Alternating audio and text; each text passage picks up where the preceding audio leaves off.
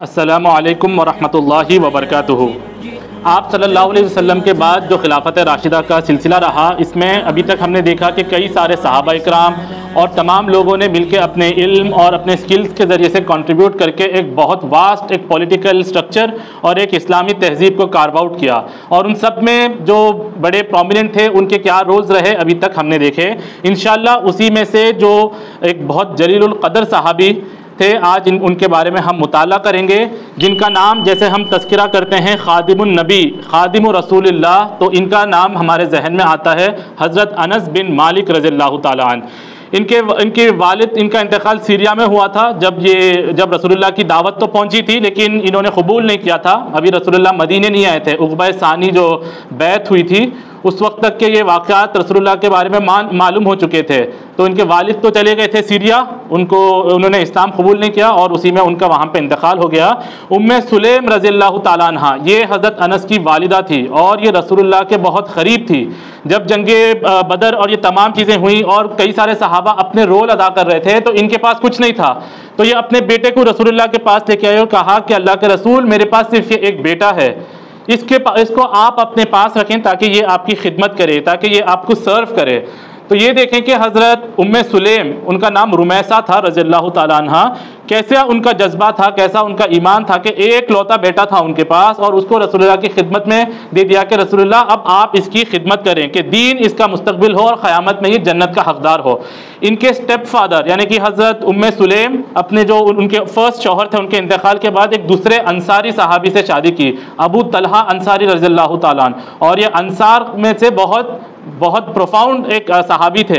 इनकी जो शख्सियत थी, इनका जो कमांड था, इनकी जो बिल्ड थी और इनका हुस्न बहुत फेमस था मदीना में। और इन्होंने जब हज़रत उम्मे सुलेम को कहा कि मैं आपसे निकाह करना चाहता हूँ, उम्मे सुलेम ने कहा कि आप काफिर हैं और मेरे लिए नजिस, आपका महर ये है कि आप अगर मुझसे शादी करना चाहते हैं तो इस्लाम कबूल करें। तो उस इवज़ ये इस्लाम कबूल किए और उनका महर यही पूरा हुआ कि ये इस्लाम में दाखिल हो गए और फिर ये बहुत जलीलुल क़दर सहाबी बनते हैं। इनकी आवाज़ जो है इतनी भारी थी, इनका सबसे मस्कुलर पर्सनैलिटी थी। अबू तलहा की आवाज़ इतनी भारी थी कि रसूलुल्लाह कहते हैं कि तुम्हारी आवाज़ खुरैश को जो है एक मिलिट्री कंटिजेंट से ज़्यादा जो है भारी लगती है, यानी खुरैश उस आवाज़ से जो है कांपते थे, जो कुफ़ार थे मक्का के। और ये मतलब फिर इल्म में इतना आगे बढ़े अपनी खिदमात में कि इनका एक गार्डन था बैरुहा। ये रसूलुल्लाह के पास आके कहते हैं कि मेरे पास बहुत माल है, बहुत दौलत है, मैं इसको जो है आपके मतलब अल्लाह के रास्ते में खर्च करना चाहता हूँ। तो उन्होंने कहा कि मेरा सबसे चहीता जो बाग है ये बैरुहा है, इसको मैं अल्लाह के रास्ते में देना चाहता हूँ। तो ये ज़मीन वो थी जो अर्ली टाइम्स में जो है अल्लाह के लिए फी सबीलिल्लाह वक्फ की गई। और ये वक्फ का कॉन्सेप्ट, एंडाउमेंट्स, जब यूरोप जो है जाहिलियत में था उनके पास प्राइवेट ओनरशिप का कॉन्सेप्ट नहीं था। 99% यूरोप की जमीन जो है वो बादशाह और जागीरदार के कब्जे में थी, जिसके ऊपर आवाम रहती थी एक गुलाम के हैसियत से। उस वक्त इस्लाम में जो तालीम दी थी एंडाउमेंट्स, उसका प्रैक्टिकल नमूना ये सहाबा इकराम करके बता रहे थे। तो ये बैकग्राउंड आपको बताने का मकसद कि कौन अनस बिन मालिक किस खानदान से बिलोंग करते हैं। इनके रियल जो अंकल थे यानी कि इनके वालिद के सगे भाई, उनका भी नाम अनस था, अनस बिन नज़र। ये ओहद में जो है शहीद हुए थे और शहीद भी ऐसे हुए थे कि ये जो है पहाड़ के पीछे देखिए कि यहाँ पे जो है कुफार हैं खूब। तो ये हज़रत साद को कहने लगे कि मुझे उस पहाड़ के पीछे से जन्नत की खुशबू आ रही है, यानी कि मैं जाऊंगा, लड़ूंगा और शहीद हो जाऊंगा। और ये कह के चले गए, यहाँ तक कि वो कुफार के साथ ऐसे लड़े कि आप आखिर में शहीद हो गए। उनका फिगर इतना डिसफिगर कर दिए थे कुफार, उनको गुस्सा था इनके ऊपर कि इनकी शक्ल से पहचान नहीं सके। तो उनकी बहन यानी कि हज़रत अनस बिन मालिक की रियल फुप्पू को बुलाए, रुबैहा बिनते नज़र, और उन्होंने उंगलियों से पहचाना कि ये मेरे ही भाई हैं अनस बिन नज़र, और फिर उनको जो है दफन किया गया था। तो ये और इनकी फिर एक खाला थी, इनकी वालिदा की बहन उम्मे हरम रज़ियल्लाहु ताला अन्हा। ये कौन थी? ये रसूलुल्लाह के, ये लोग सब पड़ोसी थे, ये पूरा खानदान रसूलुल्लाह के पड़ोसी। रसूलुल्लाह का उनकी ज़ौजाओं का घर आना जाना सब होता था। तो एक वक्त रसूलुल्लाह उम्मे हरम के घर गए थे और ये हज़रत उम्मे हरम उबादा बिन साबित रज़ियल्लाहु ताला अन्हु की ज़ौजा थी। तो आराम आप कर रहे थे तो अचानक मुस्कुरा के उठे। तो उन्होंने पूछा कि अल्लाह के रसूल, क्या चीज़ आपको हुई कि आप मुस्कुराए? उन्होंने कहा कि अल्लाह ने मुझे बताया कि मेरे उम्मत का एक तबका, एक ग्रोह जो है वो समंदर में जो है लड़ाई कर रहा है और उसकी शान जो है जो प्रिंस होते हैं बादशाह उनकी तरह है। तो इन्होंने, और अल्लाह इनको फतह देगा। तो इन्होंने कहा कि अल्लाह के रसूल दुआ करें कि मैं इस मार्के में जो है मैं भी शामिल हूँ। रसूलुल्लाह ने दुआ की। हज़रत उस्मान के ज़माने में जो उन्होंने ये जहाज़ बनाए, समंदरी जहाज़, और बैटल ऑफ मश्त हुई, उसके सिलसिले में जितने सहाबा गए थे उसमें हज़रत उम्मे हरम भी गई थी, जो हज़रत अनस की खाला थी। और वहाँ पे जब इनका घोड़ा जो है जहाज़ से उतर रहा था वो बिलक उठा और वहाँ पे ये गिरी, बूढ़ी उम्र की खातून थी और वहीं पे वो शहीद हो गई, इंतकाल हो गया। और आज उसी मकाम पे मस्जिद, जो साइप्रस का इलाका है वहाँ पे मस्जिद बनाई गई है। तो ये हज़रत उमर इनकी खाला थी। तो और इनके फिर एक भाई थे, स्टेप ब्रदर, जिनके साथ रसूलुल्लाह जो है ये लोग के साथ जो है खूब मतलब खेला करते, इनको जो है अप्रिशिएट करते। ये जो एक हदीस है ना, या अबा उमैर मा फ़ालन नुगैर, ए अबा उमैर तुम्हारे उस छोटे से नुगैर, एक परिंदे का नाम था, क्या हुआ उसका? तो वो ये हदीस इनके स्टेप ब्रदर जो थे उनके बारे में थी। तो ये एक ख़ानदान का बैकग्राउंड था जो बताने का मकसद था कि किस तरीके से उम्मे सुलेम रज़ियल्लाहु ताला अन्हु ने इनकी तरबियत की और फिर इनका आगे जो है क्या रोल रहा। और उम्मे सुलेम जो है उन खवातीन में से है जिनको रसूलुल्लाह ने दुनिया में जन्नत की बशारत दी। अशर मुबशरा थे जिनको रसूलुल्लाह ने एक मजलिस में जन्नत की बशारत दी। इसके बाद और कई सहाबा थे, हज़रत जाफ़र थे, हज़रत खतीजा थी, हज़रत हसन हुसैन, हज़रत हमज़ा, बहुत सारे सहाबा, जिनमें से हज़रत रुमैसा उम्मे सुलेम रज़ियल्लाहु ताला अन्हा भी थी। और वो हदीस बहुत मशहूर है जिसमें आप सल्लल्लाहु अलैहि वसल्लम ने कहा कि मैंने जन्नत में जो है उम्मे सुलेम को देखा, और फिर आगे कहा कि मैंने हज़रत उमर इब्न खत्ताब का जो है महल देखा, और फिर मैंने जन्नत में जो है बिलाल इब्न रबा के जो है कदम मेरे आगे देखे। तो ये हज़रत बिलाल का हिस्सा तो अक्सर लोगों को याद है, लेकिन इस हदीस की जो शुरुआत थी जिस हज़रत उम्मे सुलेम से हुई थी वो बहुत लोग जो है उसको दोहराते नहीं हैं, लेकिन इनको जन्नत की बशारत दी गई। ये रसूलुल्लाह के खादिम जो है 10 साल की उम्र में बने। जब आप 622 में रसूलुल्लाह मदीना आए थे उस वक्त ये खादिम बन गए थे, 10 साल की उम्र थी। 10 साल रसूलुल्लाह के साथ आप रहे, और इस दौरान अल्लाह ने जो है रसूलुल्लाह के साथ रहने के जो पर्सनल और प्राइवेट मामला थे, वो जो डे टू डे की लाइफ थी, वो लोगों के सामने लेके आना था, और वो अनस बिन मालिक के जरिए से रसूलुल्लाह की जो हयात थी वो लोगों के सामने लेके आई। ये रसूलुल्लाह के साथ इतना वक्त जो गुजारे, ये कहते हैं कि रसूलुल्लाह मतलब एक वक्त रसूलुल्लाह ने इनको काम पे भेजा कि जाओ और ये काम करके आ जाओ। ये गए, अब बच्चे थे तो इन्होंने देखा कि अतराफ के और भी बच्चे थे, ये खेलने में लग गए, ये भी उनमें बिजी हो गए। कुछ देर के बाद एक शख्स आया और उन्होंने कान से, दोनों कान से जो है उनको उठाया, अनस बिन मालिक को। हज़रत अनस बिन मालिक जो है चौंक गए कि कौन है। फिर पलट के देखा तो रसूलुल्लाह थे। तो रसूलुल्लाह ने कहा कि क्या मैंने तुमको वो काम करने को नहीं कहा था? हज़रत अनस कह रहे कि मैं अभी जाके करता हूँ, अभी जाके करता हूँ। यानी अखलाक बता रहे हैं कि रसूलुल्लाह उस पर गुस्सा नहीं हो गए कि मैं एक काम दिया हूँ और तुमने किया नहीं, बल्कि एक बच्चों को जैसे ट्रीट करने का अंदाज है उस तरीके से। और 10 साल की खिदमत में वो कहते हैं कि रसूलुल्लाह ने कभी मुझे नहीं डांटा। रसूलुल्लाह की ये सगी औलाद नहीं है, पेरेंट्स जो है सगी औलाद को भी जो है मतलब बर्दाश्त नहीं कर सकते उनके टेंट्रम्स और ये सब चीज़ें, लेकिन ये रसूलुल्लाह की मतलब शख्सियत कि अपने मतलब खादिम होने की हैसियत से भी उनको कभी डांटा नहीं। फिर उन्होंने रसूलुल्लाह से जो चीज़ें सीखी है, रसूलुल्लाह ने उनको आदाब सिखाए कि हमेशा सलाम किया करो, जिससे भी मिलते हो सलाम करो, सोने से पहले वजू किया करो। ये जितने भी आदाब ज़िंदगी जो बनी कि इंसान रोज़मर्रा में क्या क्या काम करें, अक्सर ये जो है हज़रत अनस रज़ियल्लाहु ताला अन्हु से मरवी हैं। तो ये इन्होंने जो बदर में तो ये हिस्सा नहीं लिए, शहीदा बदर कहलाइए, ये प्रेजेंट थे लेकिन जंग नहीं किए, तीमारदारी ये तमाम चीज़ों में थे। लेकिन बाद में जो जंगें हुई ना, हुनैन हुई, खैबर हुई, फतेह मक्का हुआ, ये तमाम इन सब में ये रहे।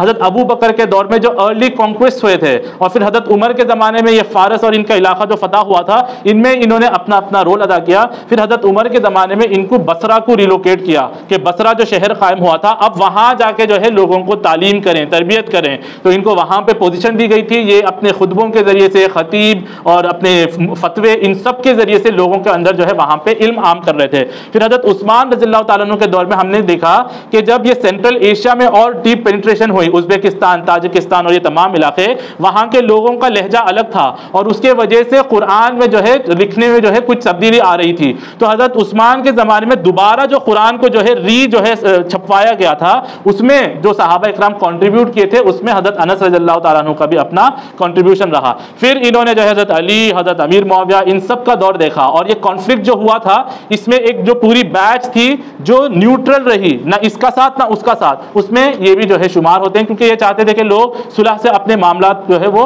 हल कर लें। तो ये इनके मतलब ये ऐसे खिदमात रहे, और इन्होंने कुल 2286 हदीस जो है नरेट की हैं, 2286 अहादीस, जिसमें से 120 अहादीस सहीहैन में हैं, यानी कि बोथ बुखारी और मुस्लिम रहमतुल्लाह अलैह इन दो अहादीस को अपने किताबों में नरेट करते हैं और मुत्तफ़क़ अलैह अहादीस हैं।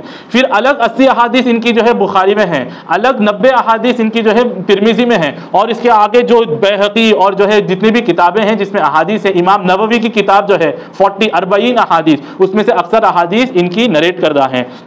तो ये इनका इल्म था जो इन्होंने जो है बहुत लोगों के अंदर फैलाया, और लोग इनका जो है सोहबत जो है इसीलिए करना चाहते थे कि रसूलुल्लाह के वो वाक़यात बताते थे जो उनके पर्सनल लाइफ से और जेम्स से जो है रिलेट करते थे, और वो बताते ऐसे थे कि अब सहाबा इकराम और ताबीन को लगता था कि हम खुद रसूलुल्लाह के जो है दौर में जिंदा हैं। तो इनको बहुत तवील उम्र मिली। रसूलुल्लाह ने इनके लिए दुआ की थी कि अल्लाहुम्मा बारिक फ़ी उमरिही व मालिही व औलादिही व अदखिलहुल जन्ना, कि अल्लाह इनकी उम्र में, इनके माल में, इनकी औलाद में बरकत दे और इनको जन्नत में दाखिल कर। 103 साल इनकी उम्र रही रसूलुल्लाह के बाद, 90 साल ये जिंदा, 80 साल ये जिंदा रहे रसूलुल्लाह के बाद, 90 ईयर्स तकरीबन। और माल इतना कमाए बसरा में, कूफा में खूब माल कमाइए। ये स्लीपिंग पार्टनर बन गए थे, यानी कि हम जो देखते हैं ना सहाबा इकराम प्रोग्रेशन कराए, वो स्लीपिंग पार्टनर थे। लोग इनके नाम पे जो है इन्वेस्ट करते थे और उससे जो पैसा कमाते थे वो उसमें से रिटर्न्स का हिस्सा इनको देते थे। एक्टिवली बिजनेस में इन्वॉल्व नहीं थे, स्लीपिंग पार्टनर के तौर पे।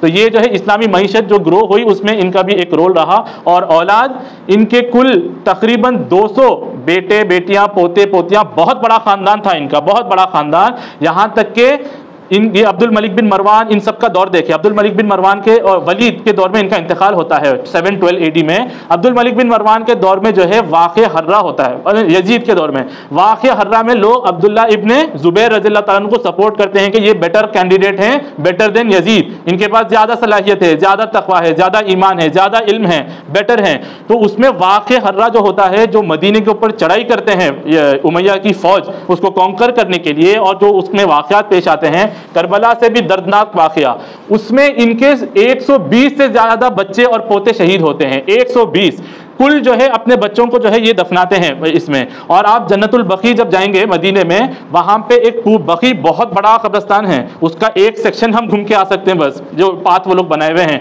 उसमें एक इलाका है जहां पे कुल वाक़े हर्रा के शुहदाओं को जो है वहां पे दफनाया गया था। हजरत उमर के पोते, अबू बकर के पोते, नवासे नवासी सब वहां पे दफन है, पूरा सेक्शन। अब आप वहां पे शुरता को पूछेंगे तो वो जाहिर सी बातें वो लोग ये सब नहीं बताएंगे, ये आपको ओल्ड हिस्ट्री के मैप्स और रिकॉर्ड से ही देख के अंदाजा करके वहां पे जाना होता है। तो ये इनकी कंट्रीब्यूशन, इनकी औलाद की, इन सब की कंट्रीब्यूशन की इस्लाम के लिए कैसे ये लोग खड़े हुए। वक्त आने पे ये नहीं बोले कि मैं एजुकेशनिस्ट हूँ, मेरा काम है प्रोफेसर, मेरा काम है डिग्री लेना, बच्चों को तालीम देना, बल्कि जहां मौका मिला कि अमर बिल मारूफ नही अनिल मुनकर अपने जो है इस्तेतात में करें, उन सब ने किया। और ये लोग जो है फिर उस बगावत में वाक़े हर्रा के शामिल हुए थे, वाक़े हर्रा के बगावत में थे, यानी कि ये लोग रेजिस्टेंस को सही मानते थे। रेजिस्टेंट करना जो है गलत बात नहीं थी, अगर गलत होती तो ये लोग करते नहीं थे। तो हज्जाज बिन यूसुफ जो है इनको डिग्रेड करने के लिए उसने जो है इनको बुला के इंसल्ट किया, किसको? अनस बिन मालिक को। और इनके यहाँ पे एक गर्दन पे एक मोहर लगाई, जिसका मतलब था कि मैंने माफ़ किया तुमको। तो ये डायरेक्ट खत लिखे किसको? खलीफा जो उस वक्त था अब्दुल मलिक बिन मरवान, और कहा आज अगर ईसाइयों के पास ईसा अलैहिस्सलाम का गधा जिंदा होता तो वो लोग उसकी जो है, या कोई खादिम जिंदा होता तो वो लोग उसकी जो है इतनी जो है आवभगत करते, उसकी इतना एहतराम करते हैं।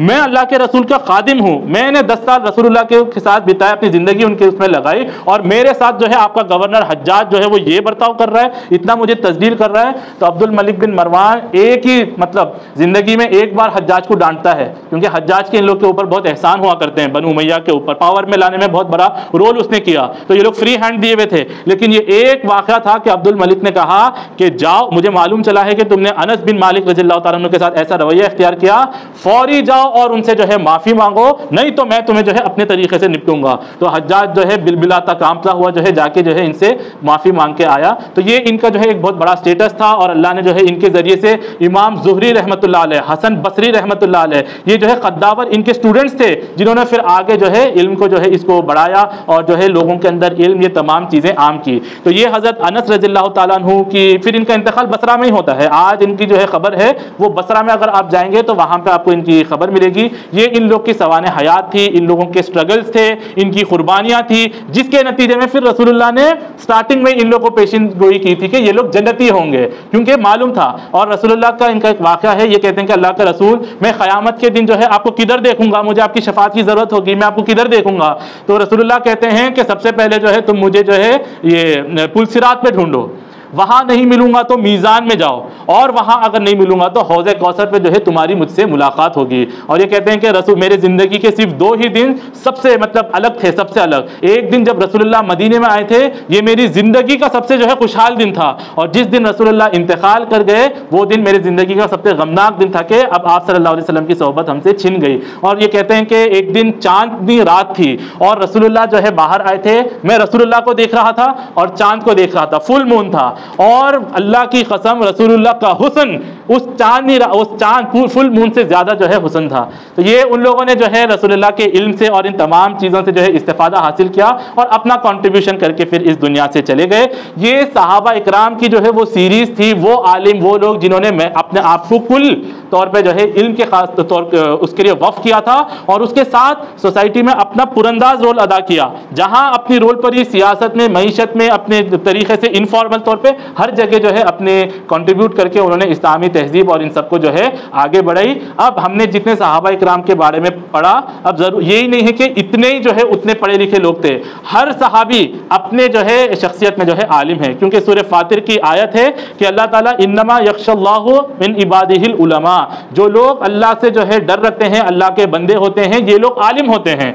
हर सहाबा अपने जो है हैसियत में आलिम है। हजरत आयशा आलिम, हजरत उमर आलिम, हजरत अबू बकर आलिम, हजरत उबादा बिन साबित आलिम, जो हजरत हसन हुसैन, ये सब आलिम, हजरत सुमैया आलिमा, जो सहाबा जिन्होंने रसूलुल्लाह की सोहबत इख्तियार की, ये सब आलिम थे। और इन सब लोगों ने जो है कंट्रीब्यूट किया और फिर अपनी अगली नस्ल, अपने बच्चे, अपने स्टूडेंट्स, इन सब को छोड़ के गए कि ये इस काम को जो है आगे बढ़ाए। तो इसके बाद हजरत अनस बिन मालिक की जो आज सीरत खत्म हुई, इसके बाद इंशाल्लाह हम लोग ताबईन, जो नेक्स्ट जनरेशन थी, जो जिसके बारे में रसूलुल्लाह कहते हैं कि अल्लाह अल्लाह फी अस्हाबी ला तत्तखिज़ूहु गरज़म मिन बादी फमन अहब्बहुम फबिहुब्बी अहब्बहुम वमन अबग़ज़हुम फबिबुग़ज़ी अबग़ज़हुम, कि अल्लाह ये जो सहाबा मैं छोड़े जा रहा हूँ इनसे बुग़्ज़ मत करो, इनके बारे में बुरा भला मत बोलो, ये मेरे तरबियत याफ्ता हैं।